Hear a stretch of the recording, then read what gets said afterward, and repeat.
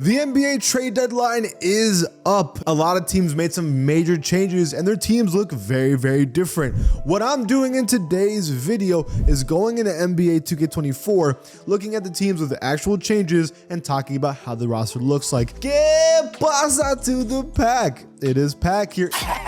If you like NBA 2K news and roster rating updates, please join the pack and subscribe. My dog wants to join us today. She's being needy, I guess. If I do not mention your favorite team, it's because they made no moves. Let's get it, man. Let's start off with the Philadelphia 76ers. As I always do, Philly made some critical changes, and these changes are very, very good. First off, Buddy Hield added to the team. 79 overall. Buddy Hield is a major addition. He would be considered the best shooting guard on the team. He is one of the best three-point shooters in basketball. He is a consistent 15 to 20 point per game scorer. This is a great pickup. They're very, very happy to have Buddy Hield, assuming Embiid can come back by the playoffs. They also add Cam Payne and Kyle Lowry. And Cam Payne's a whatever pickup, but Kyle Lowry, veteran who's had a pretty rough year in Miami. I don't know if he's gonna have a great year with Philly, but it doesn't really hurt to add him. You can find out to see if whether or not he's gonna work out for the team. Let's go to Milwaukee. We have Pat Bev now on the team. The Milwaukee Bucks were known as one of the better defensive teams for a while, with Jrue Holiday, Giannis, and Brook Lopez being some of the best defenders in basketball, but you lose Jrue Holiday and replace him with Dame, who's just not a good defender. I think Milwaukee wants to address that with Patrick Beverley. They're hoping that if there's ever a situation where Damian Lillard is not locked in defensively or getting exposed, they can bring in Pat Bev and still have a genuine shot. I don't think it's a bad idea theoretically. Whether or not it actually works, we'll have to wait and see. Patrick Beverley has been all around the NBA. I mean, with a bunch of different teams in the past couple of years. Let's see how Milwaukee works out for him. For the Boston Celtics, a couple of decent pickups. Look, we already knew that their starting lineup was absurd. It's everybody else that's a question mark. Xavier Tillman is now on the team. He is a player that can play power forward, and that's what they've kind of been needing because they already have Al Horford and Luke Cornett. It's the power forward position on the bench that was needed. He can bring that, and that's a good addition. He was a 7-point per game scorer last season. I don't see why he can't be that on good efficiency this year with the Celtics. They also add Jared Springer onto the team. He's a 70 overall 21-year-old. Not the craziest addition, maybe one good for the future. For the Grizzlies, a couple of adds. They have added Lamar Stevens and Yuta Watanabe. That's it. Those are the two players they have added. I think both players are not horrible, right? They're good bench pieces, but it doesn't really matter when either your team is injured or getting in trouble or both. The Grizzlies kind of sold this season because they should have been great just like last year. For the Charlotte Hornets, a couple of adds, a lot of changes for the Hornets. They're making moves. Grant Williams added to the team. Seth Curry added to the team. Trey Mann added to the team. And Davis Bertans to the team. I understand the Grant Williams addition. He had a good start to the year with the Dallas Mavericks and then kind of just fell off. He had good stints with Boston. We know what he's capable when playing well. He's very cheap right now because he sucks. I think for the Hornets, this doesn't hurt at all. You can add him, hope that he's a good bench piece for the team, and maybe it turns out well. Trey Mann is young and has flashes. I think that's an awesome pickup for Hornets. Seth Curry is a veteran that we know can shoot well. Davis Bertans is a veteran that we know he can shoot well. So, look, is this going to change anything for Charlotte? Not at all. But they needed some veteran presence, some guys that actually know what they're doing, and these are players that have played. Grant Williams, Seth Curry, and Davis have all played in serious organizations. I think that's a good idea for Charlotte. They need that. For the Utah Jazz, a team that has been surprisingly good this season, they make actually big changes. They add Otto Porter, which we know has averaged 15 points per game before. We know he can play well. Kevin Knox, who's a bad NBA player for being honest, but they've added him to the team. They also add Keita Lewis, who's a 22-year-old. The biggest one obviously is Otto Porter. They're adding a bench presence, which is what they want, and he can be a great bench player. We know he can. The Knicks have huge changes. So the Knicks have a problem is that they're very injured right now. OG Anunoby, Mitchell Robinson, and Julius Randle are all hurt. But when healthy, this team looks a little dangerous. Now they've added Bojan Bogdanovic, a consistent 20 point per game scorer. The Knicks just added that. Now he's 34 years old. but they've added him to the team. They don't need him to be a 20-point per game scorer. They already have scorers. But when you lost RJ Barrett and Emmanuel Quickley, there was some red flags of like, whoa, who's going to be a bucket getter outside the main two?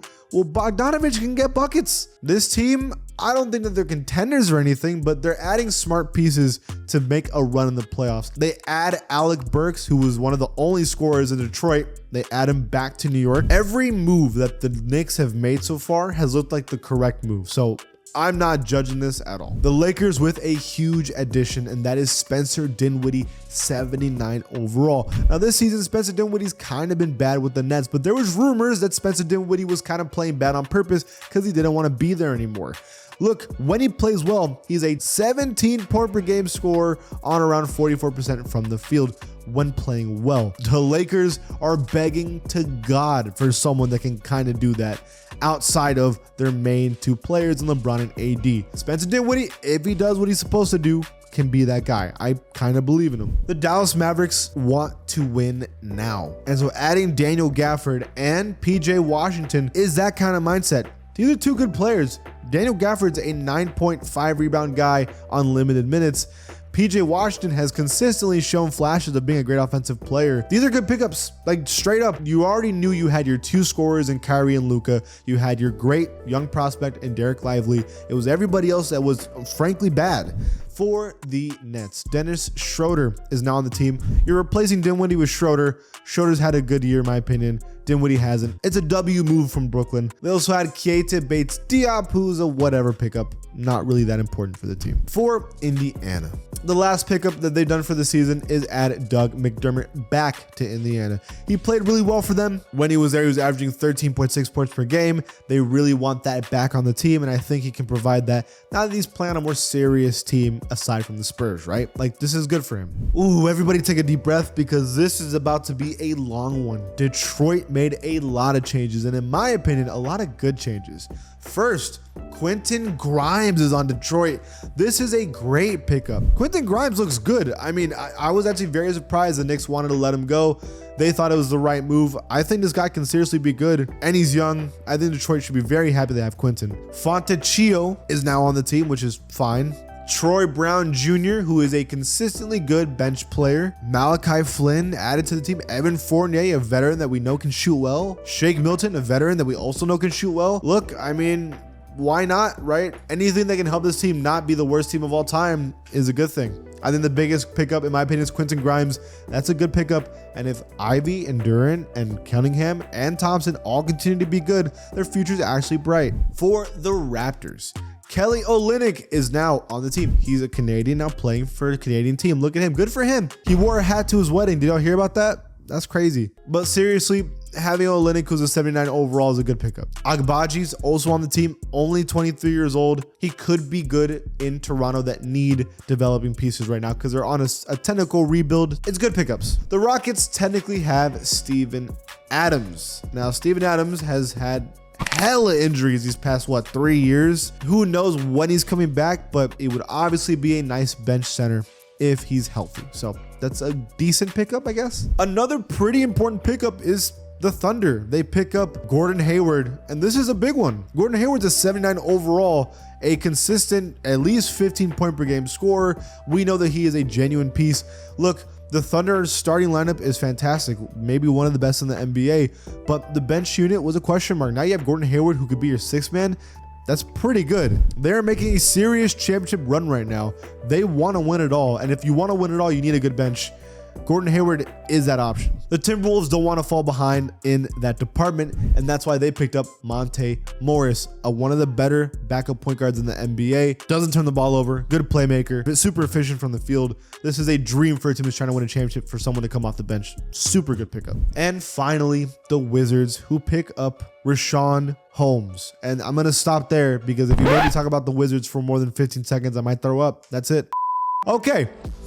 Those are the free agency changes and what the teams look like. There's some pretty big ones. Spencer Dinwiddie going to the Lakers, Gordon Hayward going to the Thunder, Bogdanović on the Knicks. These are some pretty insane ones. What do you guys think is the most impressive? What are the sleeper ones? Let me know in the comments below. And if you like this channel, please give it a sub. I'll see you guys next time.